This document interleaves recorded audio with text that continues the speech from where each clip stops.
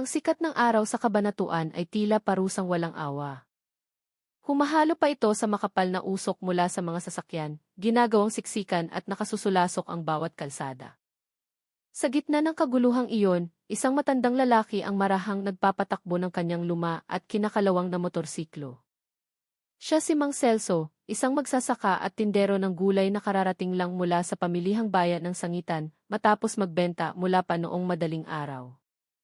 Habang pinupunasan ang pawis sa kanyang noo gamit ang likod ng kamay, bumulong siya sa sarili. Salamat sa Diyos, malaki-laki rin ang kita. May maipapamalengke pa ulit bukas. Hindi niya namalayan, ilang metro sa unahan, dalawang nakaunipormeng pulis ang nakatayo sa gilid ng kalsada. Ang kanilang mga mata ay parang agilang sinusuri ang bawat sasakyang dumadaan. Isa sa kanila ang itinaas ang kamay, itinuturo ang lumang motorsiklo ni Mang Celso.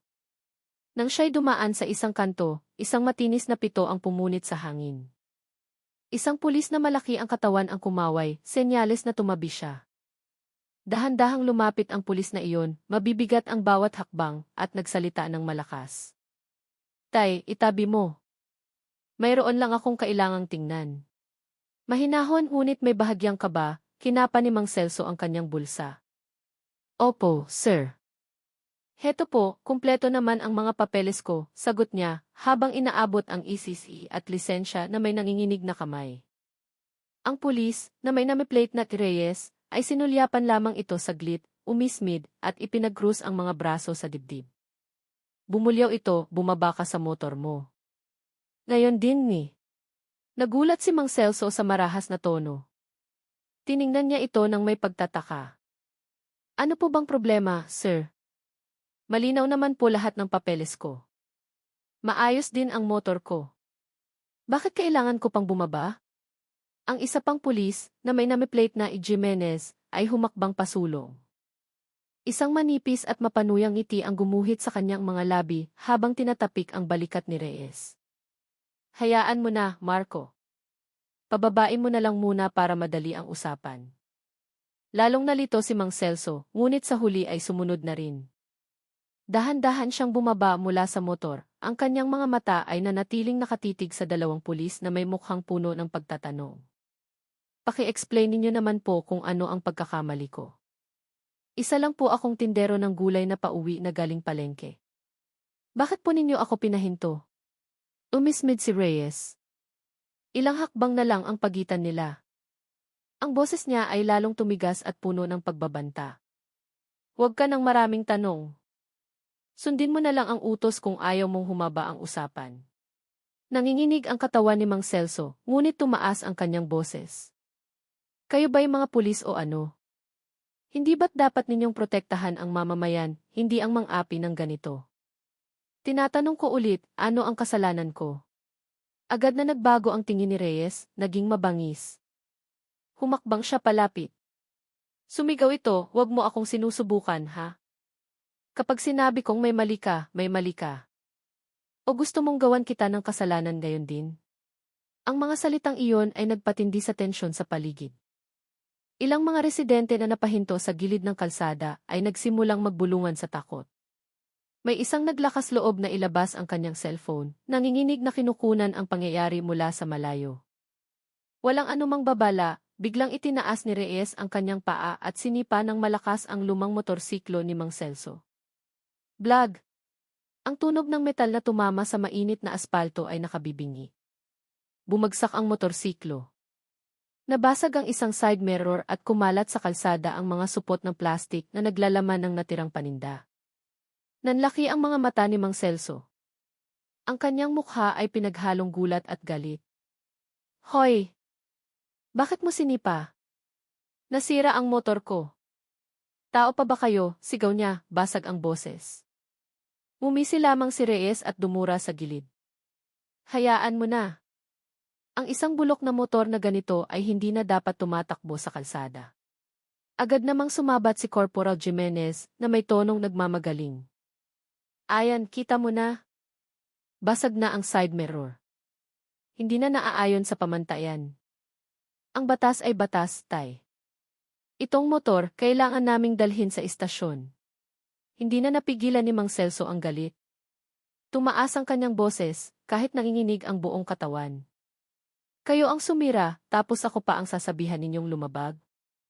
Buo pa yung side mirror kanina. Huwag kayong gumawa ng kung ano-anong dahilan para lang kunin ang motor ko. Lumakad si Jimenez palapit sa nakahandusay na motor na may anyong mapagmataas. Itinuro niya ang basag na salamin. Tingnan mo to. Anong idadahilan mo pa? Hindi na kinaya ni Mang Celso ang emosyon. Nabasag yan dahil sinipa ng kasama mo. Huwag kang magbulag-bulagan. Nakita ng lahat ng tao rito.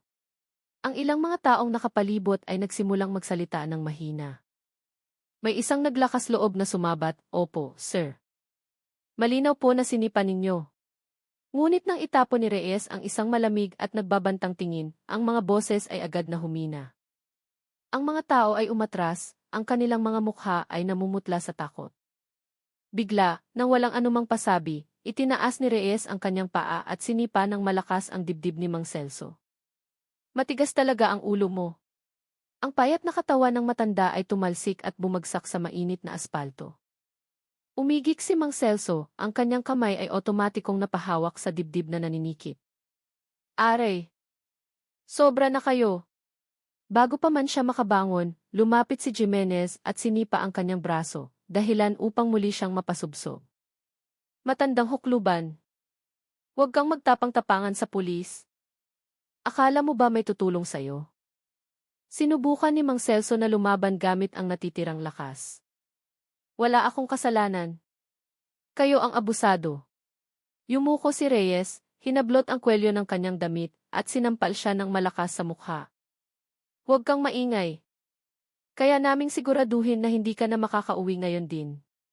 Ang mga taong nanonood ay nagsimulang mabalisa.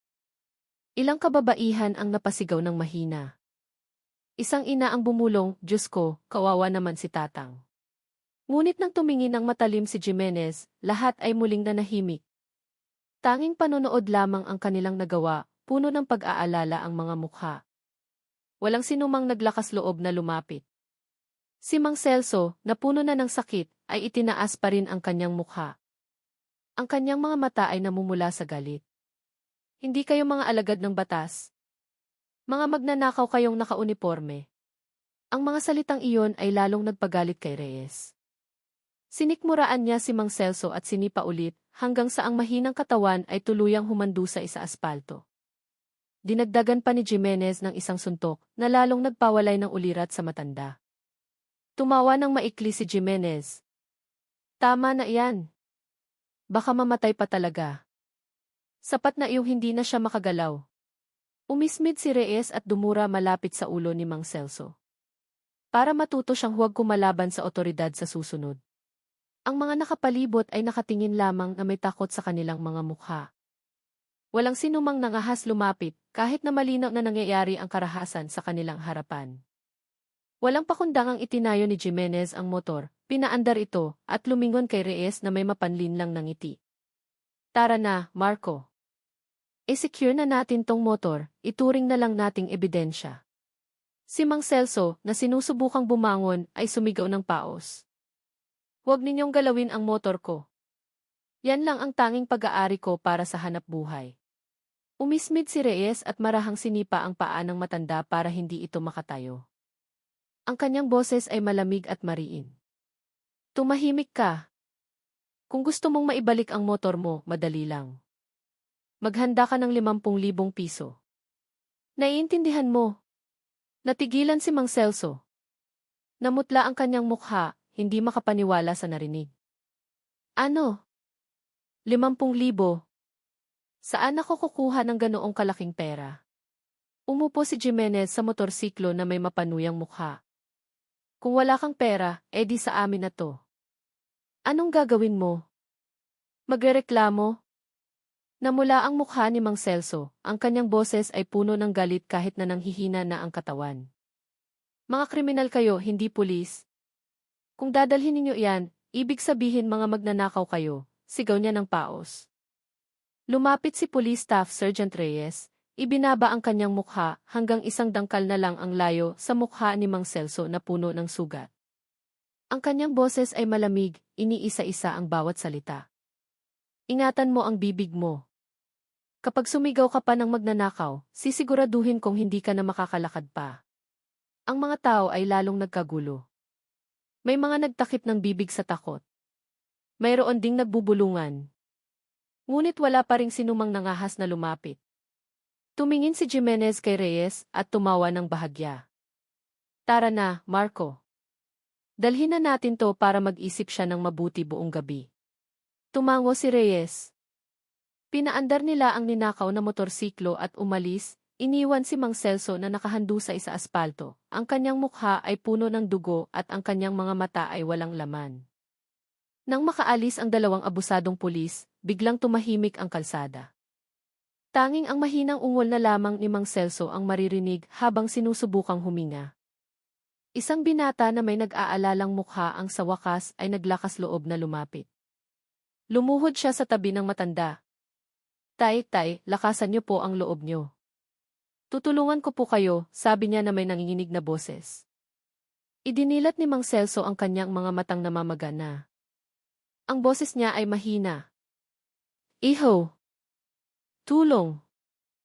Tinangay nila. Napalunok ang binata. Nangingilid ang luha sa kanyang mga mata habang tinitingnan ang katawang puno ng pasa. Opo, tay. Pero ang mahalaga po ngayon ay maligtas muna kayo. Yung tungkol po sa motor, hahanapan natin ang paraan mamaya. Nagmamadaling binuhat ng binata, kasama ang ilang residente, si Mang Celso papunta sa isang pick-up truck na pag-aari ng isang residente. Ilang tao pa ang nakatingin na maihalong galit at pagkabahala. May mga bumubulong sa takot. Mayroon ding nagpipigil ng emosyon dahil sa kawalan ng magawa laban sa kapangyarihan ng nakauniporme. Mabilis na umalis ang sasakyan patungong Cabanatuan City General Hospital, iniwan ang lugar na puno ng sakit at takot.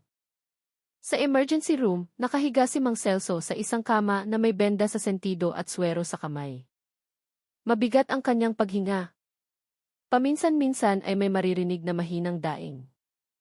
Isang doktor ang katatapos lang siyang suriin at lumabas upang isulat ang medical report. Isang nurse ang lumapit. Mahinahon itong nagsalita, Tay, kung mayroon po kayong kamag-anak, mas mabuti pong tawagan agad. Kailangan po nilang malaman ang kalagayan ninyo. Gamit ang nanginginig na kamay, kinuha ni Mang Celso ang lumanyang pitaka mula sa bulsa. Ibinigay niya ito sa binatang tumulong sa kanya. Iho, pakitawagan si Lina. Nasa isang papel dyan ang numero niya. Mabilis na tumango ang binata at tinawagan ang numero. Hindi nagtagal, isang boses ng babae ang sumagot sa kabilang linya. Hello, sino to? Mabilis na sumagot ang binata, Ma'am, ako po yung tumulong sa tatay ninyo. Nandito po siya ngayon sa ospital. Pumunta na po kayo agad. Malubha po ang lagay niya. Ilang minuto ang lumipas, malakas na bumukas ang pinto ng emergency room. Isang dalaga ang tumakbo papasok na may pag-aalala sa mukha. Basa na ang kanyang mga mata. Siya si Lina, ang anak ni Mang Celso. Agad siyang lumapit sa kama. Itay! Diyos ko, bakit po kayo nagkaganyan? Sigaw niya habang hinahawakan ang kamay ng ama. Dahan-dahang idinilat ni Mang Celso ang kanyang mga mata, tinitingnan ang anak na may pagsisisi. Ang kanyang boses ay mahina at putol-putol. Lina, patawarin mo si Itay. Kinuha nila ang motor natin. Bumuhos ang luha ni Lina. Napakagatlabi siya, pinipigilan ang galit. Sino ang gumawa nito sa inyo, Tay? Sabihin ninyo, hahabulin ko sila ngayon din. Hirap na sumagot si Mang Celso. Sina Reyes at Jimenez. Mga pulis sa kalsada. Kinuha nila ang motor, kailangan daw magbayad ng 50,000. Nanlaki ang mga mata ni Lina, bumilis ang kanyang paghinga. Mabilis siyang tumayo, ang kanyang mga kamay ay mahigpit na nakakuyom. Pulis? Sila ang gumawa nito sa inyo. Tama na, Tay. Hindi ako papayag. Hahanapin ko sila ngayon din. Sinubukan siyang pigilan ni Mang Celso gamit ang mahinang boses. Lina, huwag kang padalos-dalos. Delikado sila. Ngunit pinunasan ni Lina ang kanyang mga luha at tiningnan ang ama na may matigas na mukha. Buo na ang kanyang desisyon. Dahil delikado sila, hindi ako pwedeng manahimik. Kayo na po ang bahala rito, ako na ang aayos nito. Tirik pa rin ang araw nang dumating si Lina sa Cabanatuan City Police Station. Mabilis siyang naglakad sa bakuran, pumasok sa lobby, at lumapit sa reception desk kung saan isang batang pulis ang nagbabantay. Gamit ang kanyang palad, malakas niyang hinampas ang mesa. Nasaan sina Police Staff Sergeant Reyes at Corporal Jimenez? Gusto ko silang makausap ngayon din. Tiningnan siya ng batang pulis na may naguguluhang mukha. Ma'am, kalma lang po. Ano po ang kailangan ninyo sa kanila? Yumuko si Lina. Tumaas ang kanyang boses. Kailangan. Kabubugbog lang ang dalawang iyan sa tatay ko hanggang sa maospital. Kinuha nila ang motor namin. Huwag ninyo silang pagtakpan. Napalunok ang batang pulis, sinusubukang pakalmahin siya. Ma'am, wala po sila rito sa opisina. Nagpapatrolya po sila sa labas. Agad na ipinadyak ni Lina ang kanyang paa sa sahig. Namumula ang kanyang mukha sa galit. Kalokohan. Dahilan lang yan. Huwag ninyo akong lokohin. Palabasin ninyo sila kung may tapang sila. Ilang mga pulis sa loob ng istasyon ang nagsimulang tumingin sa gulo. Sinubukan siyang pakalmahin ng receptionist. Pakiusap, ma'am. Kung may reklamo kayo, sabihin ninyo ng maayos. Istasyon ito ng pulis, hindi lugar para sumigaw. Ang ingay ay umabot sa loob ng isang opisina. Isang lalaking nasa katanghali ang gulang na may maayos na uniforme ang lumabas. Ang kanyang mukha ay seryoso, ngunit sinusubukang maging kalmado. Siya si Police Major David Santos, ang hepe ng istasyon. Anong nangyayari rito? Sino ka at bakit ka sumisigaw sa istasyon ng pulis? Mabilis na lumingon si Lina. Ang kanyang mga mata ay basa pa rin ngunit puno ng tapang. Ako po si Lina, anak ni Mang Celso. Binugbog at ninakawan ng motor ang tatay ko ng dalawa ninyong tauhan, sina Reyes at Jimenez. Kung mayroon kayong dangal, arestuhin ninyo sila ngayon din. Itinaas ni Major Santos ang kanyang kamay, senyales sa ibang pulis na umatras. Seryoso niyang tiningnan si Lina. Ineng, huwag kang gumawa ng eksena rito. Kung may problema, sumama ka sa loob. Pag-usapan natin ng maayos. Nang hindi naghihintay ng sagot, sumunod si Lina kay Major Santos sa kanyang opisina. Sa loob, umupo si Santos sa likod ng kanyang mesa, habang si Lina ay nakatayo sa harap na may mukhang puno ng galit. Ikwento mo mula sa simula, sabi ni Santos, mahinahon ngunit may diin. Huminga ng malalim si Lina at basag ang kanyang boses. Pauwi na po ang tatay ko galing sa palengke. Pinahinto siya ni Reyes at Jimenez. Kumpleto ang papeles niya, walang problema ang motor. Pero gumawa sila ng dahilan. Sinipa nila ang motor hanggang masira, tapos binugbog nila ang tatay ko hanggang sa bumagsak sa kalsada. Dinala nila ang motor namin at sinabing kailangan naming magbayad ng 50,000 para maibalik. Dahan-dahang tinuktok ni Santos ang mesa gamit ang kanyang daliri. Nanigas ang kanyang mukha. Sigurado ka ba sa kwentong ito? Baka naman nag-aakusa ka ng walang ebidensya. Tumingin ng diretso si Lina. Tumulo ang kanyang luha ngunit matatag pa rin ang kanyang boses. Sigurado po ako, 100%. Ang tatay ko mismo ang nagkwento at maraming residente ang nakakita. Kung hahayaan ninyo ang mga pulis na ganyan, para na rin ninyong kinukonsinti ang mga magnanakaw na nakauniforme. Sandaling natahimik si Santos at huminga ng malalim. Alam ko ang tungkol kina Reyes at Jimenez. Madalas silang ireklamo ng mga residente, pero mahirap silang hulihin ng walang matibay na ebidensya. Hinampas ni Lina ang mesa gamit ang kanyang palad. Anong ebidensya pa ang kailangan ninyo? Nasa ospital ang tatay ko ngayon. Kailangan pa bang may mamatay bago kayo kumilos? Tumingin ng matalim si Santos kay Lina. Ang kanyang boses ay mababa ngunit matigas. Sige, ako na ang bahala rito. Ako mismo ang kikilos. Sasagutin ko lahat ng gastusin sa ospital ng tatay mo. At tungkol sa dalawang iyon, sisiguraduhin kong mapaparusahan sila. Namumula pa rin ang mga mata ni Lina. Kung talagang ipapatupad ninyo ang hustisya, patunayan ninyo. Huwag puro pangako. Dahan-dahang tumango si Santos. Malaki ang tapang mo. At tama ka, matagal na silang umaabuso. Ipagkatiwala mo ito sa akin. Ang tensyon sa silid ay ramdam na ramdam. Ngunit malinaw, isang mahalagang desisyon ang binitiwan ng hepe ng pulisya. Malakas na bumukas ang pinto nang lumabas si Lina, ang kanyang mukha ay basa pa rin sa luha. Karirinig niya lang ng matigas na pangako mula kay Major Santos, bagamat hindi pa rin siya lubos na naniniwala. Paglabas niya sa pasilyo, bigla siyang natigilan. Sa kanyang harapan ay si Police Staff Sergeant Reyes. Ang malaki niyang katawan ay namumula sa galit.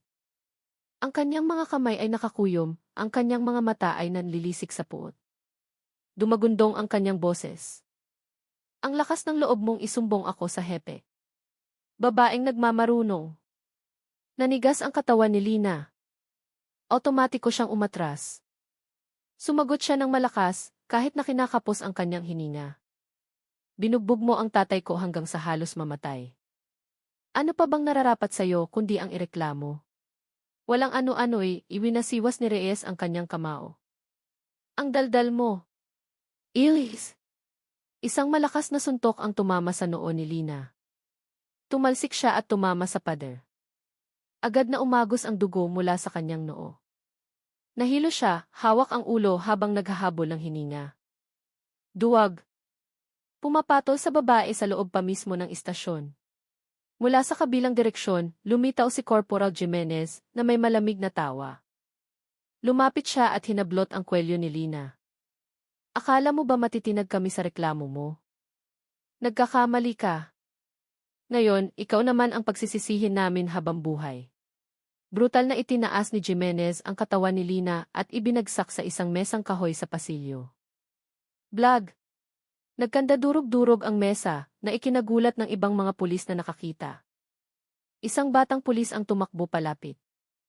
Reyes! Jimenez! Itigil niyo yan. Nasa istasyon tayo. Ngunit lumingon si Reyes na may mabangis na mukha at sumigaw, tumabi kayong lahat. Huwag kayong makialam kung ayaw ninyong madamay. Yumuko si Jimenez kay Lina na sinusubukang bumangon. Ang kanyang boses ay malamig at tumatagos. Akala mo sapat na ang tatay mo. Ngayon, ikaw naman ang makakatikim para malaman mo kung sino ang may kapangyarihan dito. Puno ng dugo ang mukha ni Lina, ngunit ang kanyang mga mata ay nag-aalab sa galit. Sinubukan niyang tumayo at sumigaw. Mga kriminal kayo. Kahit mamatay ako ngayon, malalaman ng lahat ang ginawa ninyo. Tinulak siya ni Jimenez nang marahas hanggang sa muli siyang bumagsak. Inihampas niya ang isang upuan sa katawan ni Lina. Ang upuan ay tumama ng malakas at napasubsob si Lina sa sahig na may daing ng sakit. Lalong naging magulo ang sitwasyon. Sigawan ang maririnig kahit saan. Tigilan niyo yan. Hawakan niyo sila. Mula sa kanyang opisina, mabilis na lumabas si Major Santos. Ang kanyang mukha ay puno ng galit. Reyes! Jimenez! Anong ginagawa ninyo? Mabilis na lumingon si Reyes, naghahabol ng hininga. General, huwag kayong makialam. Nilapastangan kami ng babaeng ito. Nararapat lang siyang turuan ng leksyon. Sumigaw ng malakas si Santos.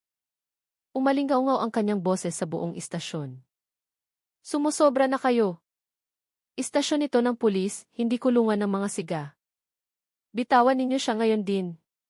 Ngunit tumawa lang ng malamig si Jimenez habang lalong naging mabangis si Reyes. Nakawala siya sa pagkakahawak ng dalawang pulis na sumusubok na pigilan siya. Sa isang galit na sigaw, tumakbo siya patungo kay Lina na sinusubukang bumangon. Tatapusin na kita ngayon, sigaw niya, itinaas ang kanyang paa, handa nang sumipa muli. Ngunit sa eksaktong sandaling iyon, isang kakaibang bagay ang nangyari. Ang katawan ni Lina na puno ng sugat ay biglang huminto sa panginginig. Ang kanyang mga mata ay tumitig ng diretsyo, ang kanyang paghinga ay malalim, na para bang may isang bagong lakas na dumadaloy sa kanyang buong katawan. Huwag, sigaw ng isang batang pulis na sumubok humarang, ngunit huli na ang lahat. Sumipa ng malakas si Reyes, ngunit sa isang hindi inaasahang liksi, nagawang umiwas ni Lina. Nanlaki ang mga mata ng lahat ng nasa silid. Dahan-dahang tumayo si Lina, bagamat ang kanyang damit ay puno ng dugo. Ang kanyang boses ay mabigat ngunit puno ng determinasyon. Sobra na ang pananakit ninyo sa pamilya ko. Ngayon, ako naman. Humakbang si Jimenez na may mukhang nagulat at galit. Ano to? Lalaban ka pa? Agad niyang iwinasiwas ang kanyang kamao sa mukha ni Lina. Ngunit sa isang kamay lang, nasalo ni Lina ang suntok na tila yumanig sa buong silid. Napangiwi si Jimenez sa sakit. Ano na klaseng lakas yan? Tinulak siya ni Lina ng malakas. Tumalsik si Jimenez at tumama sa isa pang mesa. Naghahabol siya ng hininga, ngunit matatag ang kanyang boses. Ang lakas na ito ay hindi para sa pagyayabang. Ito ay para pigilan ang mga masasamang taong tulad ninyo. Nagalit si Reyes. Nanginginig ang kanyang kamay. Binunot niya ang kanyang baril mula sa baywang at itinutok kay Lina. Huwag kang gagalaw, kundi papuputukan ko ang ulo mo. Biglang tumahimik ang paligid. Ang ibang mga pulis ay napaatras sa takot. Isang mas matandang pulis ang sumigaw, Reyes, ibaba mo ang baril mo. Nababaliw ka na. Ngunit hindi nakinig si Reyes. Nanginginig ang kanyang kamay sa galit. Ang kanyang boses ay puno ng put. Kailangan siyang mamatay. Kung hindi, tayong lahat ang malilintikan. Sa isang iglap, lumundag si Lina patungo sa kanya sa bilis na hindi ka panipaniwala. Hinawakan niya ang baril at sa isang malakas na pagkakahawak, binaluktot niya ang bariles nito. Ay, Ang tunog ng metal na nababali ay nagpatahimik sa lahat. Natulala si Reyes. Namutla ang kanyang mukha. Impossible. Hindi yan kaya ng tao. Lumapit si Lina, tinitigan siya ng matalim. Ang kanyang boses ay mabigat at tumatagos. Ngayon alam mo na ang pakiramdam ng lumaban sa taong hindi na natatakot sa banta mo. At sa isang malakas na suntok sa mukha, ang malaking katawan ni Reyes ay tumalsik, tumama sa pader, at bumagsak na walang malay. Si Corporal Jimenez, nakararating lang mula sa pagkakatumba, ay sinubukang sumugod muli. Ngunit sinalubong siya ni Lina ng isang malakas na sipa sa dibdib. Blag! Ang katawan ni Jimenez ay tumilapo ng ilang metro, tumama sa mga upuan, at bumagsak na hindi na gumagalaw. Ang istasyon ng pulis sa Kabanatuan ay biglang nabalot ng katahimikan. Ang lahat ay nakatulala kay Lina na nakatayo ng tuwid. Ang kanyang katawan ay puno ng dugo, ngunit ang kanyang presensya ay nakapangingilabot. Lumingon siya sa mga pulis na nanonood. Ang kanyang boses ay paos ngunit matigas. Ngayong araw, hindi sa inyo nagmula ang hustisya. Ako mismo ang nagpatupad nito. Hindi nagtagal nang hina ang katawan ni Lina. Bumagsak siya sa sahig, walang malay. Ang lahat ay nanatiling tahimik, hindi makapaniwala sa kanilang nasaksihan. Ang katahimikan ay bumalot sa istasyon ng pulis. Ilang segundo ang lumipas bago isang batang pulis ang bumulong na may panginginig sa boses. Diyos ko, ano ang nakita natin? Lumapit si Major Santos. Ang kanyang mukha ay seryoso. Ang kanyang mga mata ay matalim na nakatitig kina Reyes at Jimenez. Ang nakita ninyo ay patunay kung sino talaga sila. Dalawang buhong na sumobra na sa limitasyon. Isang mas matandang pulis ang naglakas loob na magsalita. General, wala na ito sa kontrol. Kailangan na silang ikulong ngayon din ni. Mabilis na tumango si Santos. Itinuro niya ang dalawang tauhan. Pusasan silang dalawa. Huwag ninyong hayaang magising hanggat hindi nakakandado ang mga kamay at paa nila. Si Reyes, na bahagyang may malay, ay nagpumiglas. Ang lakas ng loob ninyong arestuhin ako. Senior ninyo ako.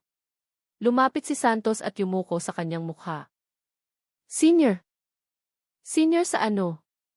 Senior sa pangingikil sa taong bayan? Senior sa pambubugbog ng matandang walang kalaban-laban? Simula ngayon, wala ka ng halaga. Sinubukang magsalita ni Jimenez, kahit puno ng dugo ang kanyang bibig. General, huwag kayong maniwala sa babaeng iyan. Bago pa siya matapos, pinutol siya ni Santos sa isang dumadagundong na boses. Tama na. Wala nang dahilan pa. Lahat ng tao rito ay saksi kung sino ang gumawa ng gulo. Agad na pinusasan ng ilang pulis sina Reyes at Jimenez. Click! Ang tunog ng posas ay malinaw na narinig na nagdulot ng ginhawa sa mga nakapalibot. Lumingon si Santos kay Lina na wala pa ring malay. Bahagyang lumambot ang kanyang mukha. Dalhin ninyo siya agad sa ospital. Dinanas ng babaeng ito ang mga sugat na hindi dapat sa kanya, dahil lang sa mga aparatong nabigong pangalagaan ang dangal ng uniforme. Opo, General, mabilis na sagot ng isang batang pulis. Kasama ang dalawang kasamahan, maingat nilang binuhat ang katawan ni Lina. Habang dumadaan sa mga tao, bumulong ang isang pulis. Kung hindi dahil sa kanya, baka tahimik pa rin tayong lahat.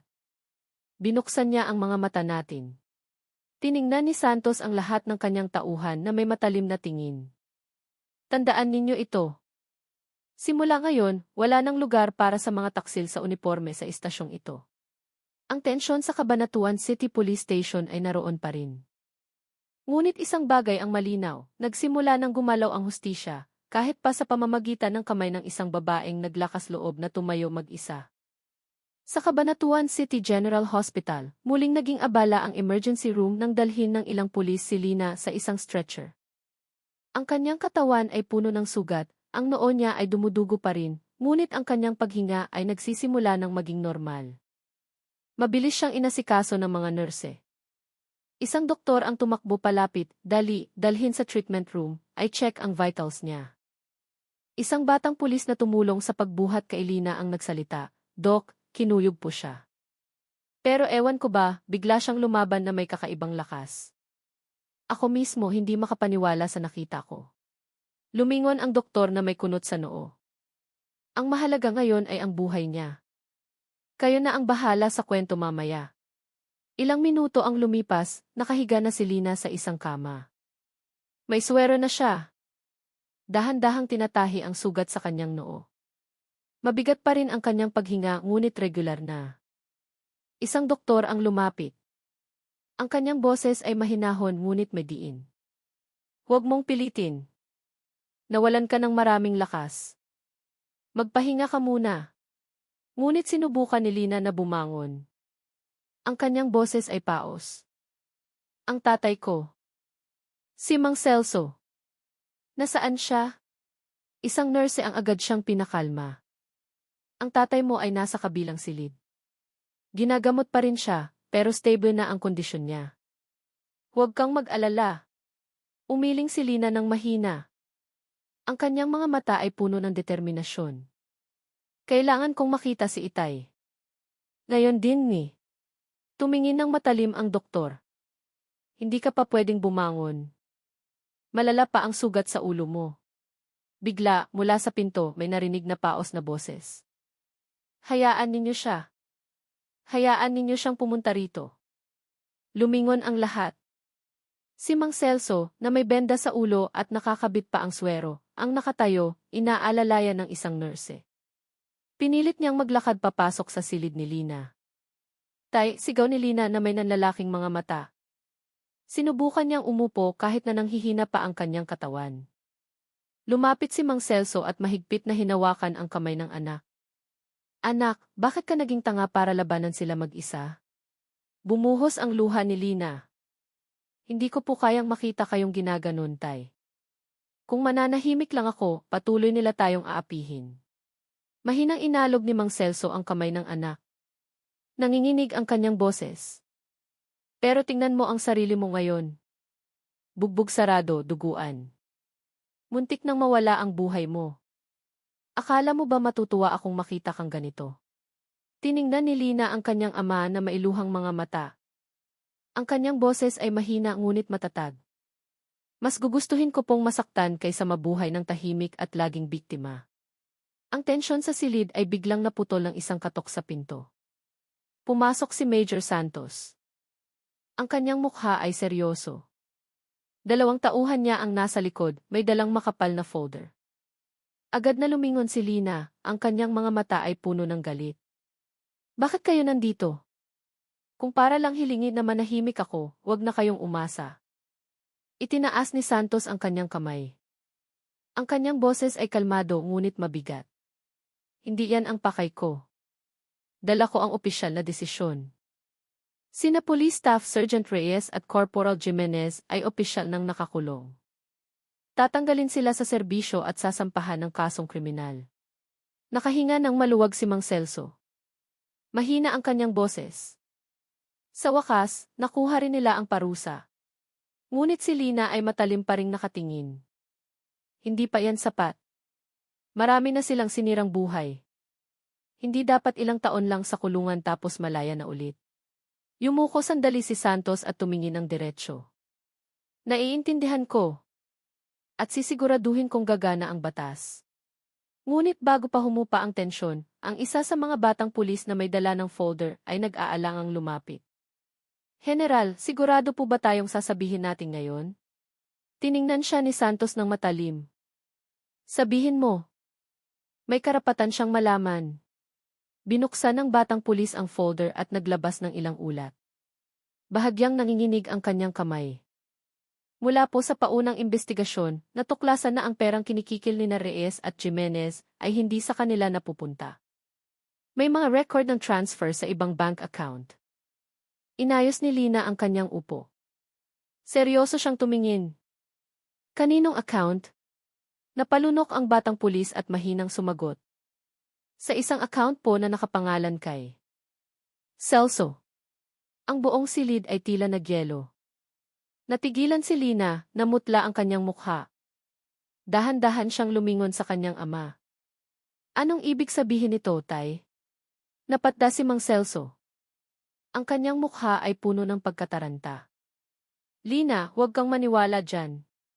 Kasinungalingan yan. Ngunit inilapag ni Santos ang isang papel sa maliit na mesa sa tabi ng kama.